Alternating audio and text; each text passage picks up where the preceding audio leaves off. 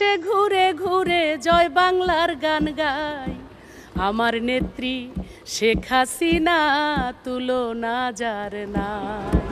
কখনো সংসদে তৎকালীন প্রধানমন্ত্রীকে নিয়ে গান গেয়েছেন, নির্বাচনের প্রচারে কান্নার আশ্রয় নিয়েছেন। এখন এই কথাটা বলার তো কোনো মানুষ নাই।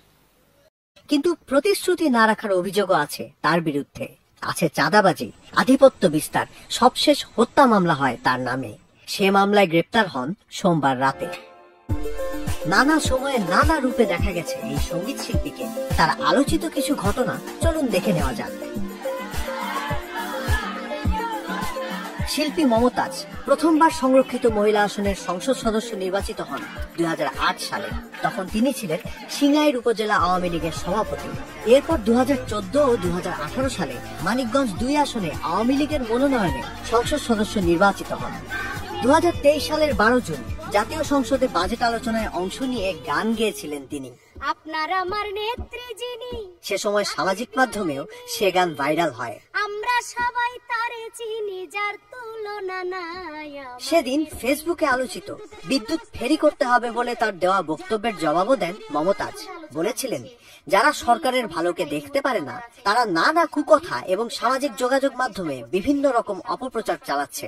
দিন রাত আওয়ামী লীগ সরকার বিদ্যুৎ দিয়েছে, মানুষ সুখে শান্তিতে আছে। ঘরে ঘরে বিদ্যুৎ না গেলে এটা সম্ভব হতো না।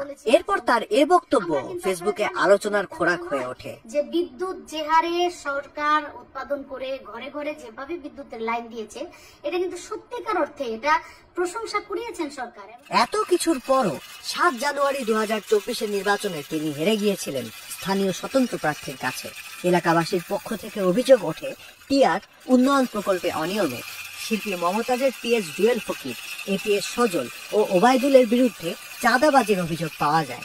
এছাড়াও মমতাজের ভাগিনা সিঙ্গাইর উপজেলা আওয়ামী লীগের সাধারণ সম্পাদক শহীদুর রহমান ওরফে ভিপি শহীদের নামে অনেক অভিযোগ ওঠে। তার নামে গড়ে ওঠা বাহিনীকে এলাকাবাসী নাম দেন ভিপি বাহিনী।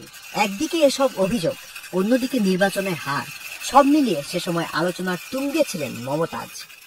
2024 সালে শেখ হাসিনার পতনের পর দীর্ঘদিন কোনো খোঁজ ছিল না মমতাজের। কয়েক মাস পর 2024 সালের 13 অক্টোবর তার ফেসবুক পেজে নিজের গান পোস্ট করেন তিনি। আমার হাত বান্ধিবি পা বান্ধিবি গানটি।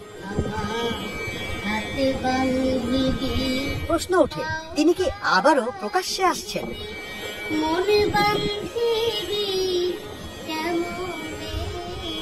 সবশেষ 2025 সালের 12 মে রাত 11:15টায় ধানমন্ডির বাসা থেকে মমতাজকে গ্রেপ্তার করে পুলিশ। পরের দিন 13 মে মঙ্গলবার রাজধানীর মিরপুর থানায় দায়ের করা